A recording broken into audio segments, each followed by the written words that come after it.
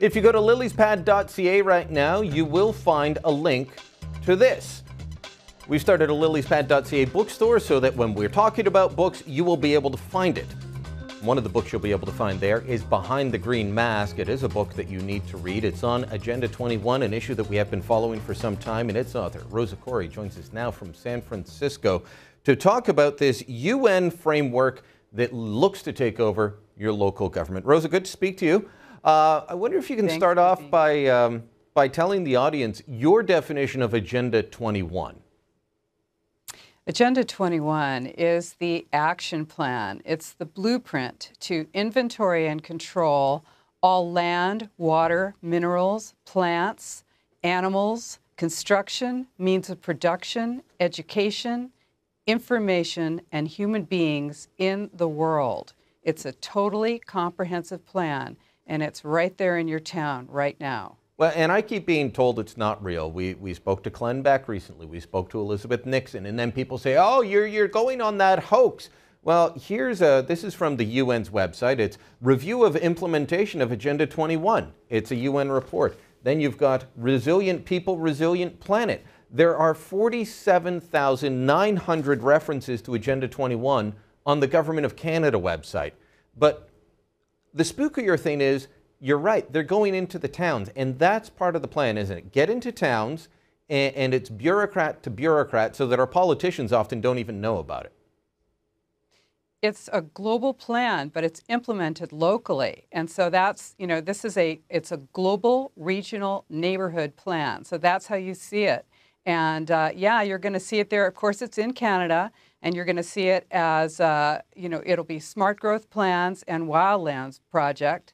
So you'll see it as Imagine Calgary or Horizon 2067 in Ottawa or Winnipeg. Let's show people the Winnipeg plan right now, and they talk about changing your neighborhood. And here it is: possible transformation of neighborhood mixed-use corridor following complete community principles. And it shows you what the street looks like now and what it could look like. And it makes it look like, everyone's got nice, normal cafes, get rid of suburbia. And some people might say, well, what's the big deal? One, it's for the environment. And two, I like the way that looks. What's the problem with Agenda 21 working its way into your neighborhood?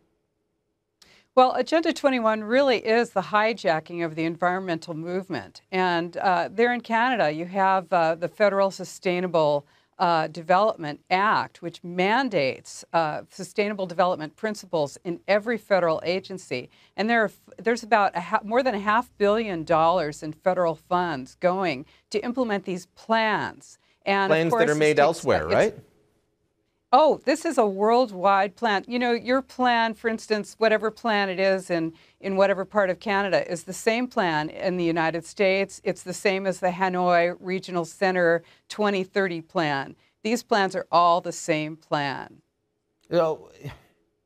Help us understand then how this comes about, that it's all the same plan, because I've been to these meetings and where you're told, well, we want to do smart growth, it's sustainable. They use buzzwords that sound good, but you're right. It is the same plan. It will make everything look the same, and they're talking about making everything looking the same in suburbia.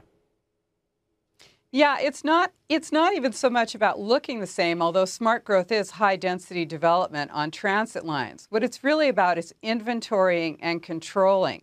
And it's also about creating artificial scarcity. So it's about limiting your access to your resources. That's the wildland element of the project. And then smart growth, which restricts your ability to use your land. And so when it's federally subsidized high-density development in the centers of your cities, and then you have these charrettes or these visioning projects, which you're invited to come and give your opinion on that great new Imagine Calgary plan, which is the same plan that you'll see all across the world. You're given the impression that you're crafting that plan yourself, but in fact, you are actually being directed to a predetermined outcome using a mind control technique. All right, we're going to take a quick break and then we'll come by. We'll talk about that. It's called the Delphi technique, and it's part of this process. More with Rosa Koire in a moment.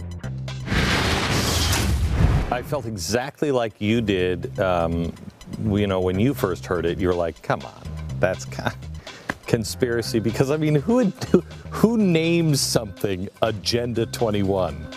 So I didn't believe it. And we started doing our research, and it's so overwhelmingly out in the open. You can't believe that nobody else is looking. We have to get this out in every format we can, because who's going to read 2,000 pages from the UN? That was our interview with Glenn Beck earlier. If you remember in that interview, Glenn said he is like this with a Liberal Democrat in the States that's fighting this back. Rosa Koire is that Liberal Democrat. She joins us again from San Francisco. Rosa, I want to ask you quickly about the Delphi technique and then get on to Environment Canada doing away with dams and why that is. So explain the Delphi technique while we still have a couple minutes here. Yeah, this is a technique that you're going to see. Of course, it won't be called the Delphi technique by anyone, and just like you'll never see Agenda 21 called Agenda 21 in these meetings. But it's a meeting where you're invited to come and give your opinion on that cool new plan for the center of your town.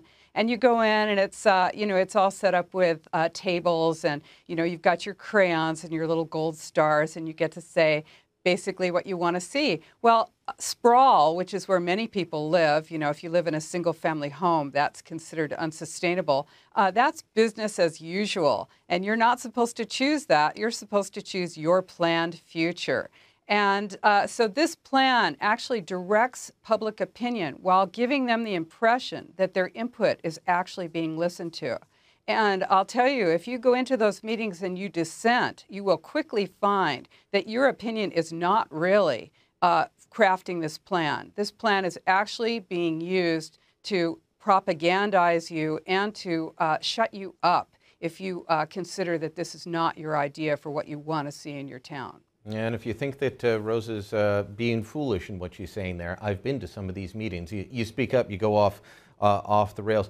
Quickly, Environment Canada getting rid of dams, and this is in a Government of Canada plan. Why would they do that?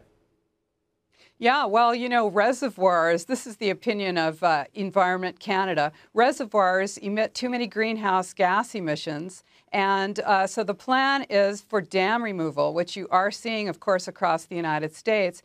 And, Canada has 20% of the world's fresh water, and uses hydroelectric, but this is not considered to be sustainable because it's producing greenhouse gas emissions. So Canadians are expected to reduce their water usage, their water consumption. Because we're running out of water 40%. so quickly?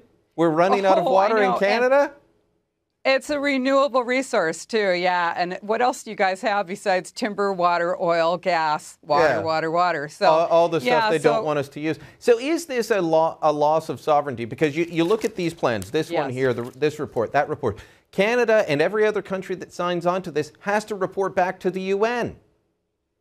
That's exactly right. This is about inventory and control. And globalization is the standardization of systems. So this requires uniformity in all systems, whether it's education, law enforcement, government, energy, all have to be harmonized, all laws. And that means more inventory and control of you. That's what the plan is about. All right, so that includes things like, we've got about 30 seconds left, Codex, I can never say it, Codex Amelioratus. Elementarius. Codex Elementarius. That is another UN plan that you say is part of this. It is a real thing as well, and that's standardizing our food, our vitamins, everything. That's right. Yes, it's all over. You'll see it, that Bill C-30, that is Agenda 21. This is what it looks like. Bill C-30. Wow. Yes. Rosa, good talking to you again, and we'll have you back on. Thanks so much for all the work that you do and for keeping an eye on Canada from your perch in California. All the best. Thank you. All right. Well, folks, I've been saying forever we need to get out of the UN. We need to drop the United Nations system. And people will say, this isn't real. Look, I've got the report from the UN here. You can do a search. You can do your own search on the Government of Canada website. 47,900 references to Agenda 21, 181,000 references to sustainable development. It's real, it's there. The plan to have the UN determine what our protein content in our beef or what our vitamins are, that is there as well. You can find out more, including Behind the Green Mask, the book by Rosa Koire, at the Lily's Pad bookstore. You can find the link at liliespad.ca. Now, the reason that we're building this bookstore, partnering with Amazon, so you're not dealing with anyone you don't know, it's amazon.ca. Partnering with them, you can find my book, you can find Ezra's book, Michael Coren's books are there, environmental books, American and Canadian conservative books. It's so that we can help you in the attempt to build community, to arm you with the facts. Go to liliespad.ca, find the link, get your Christmas shopping done. More to come.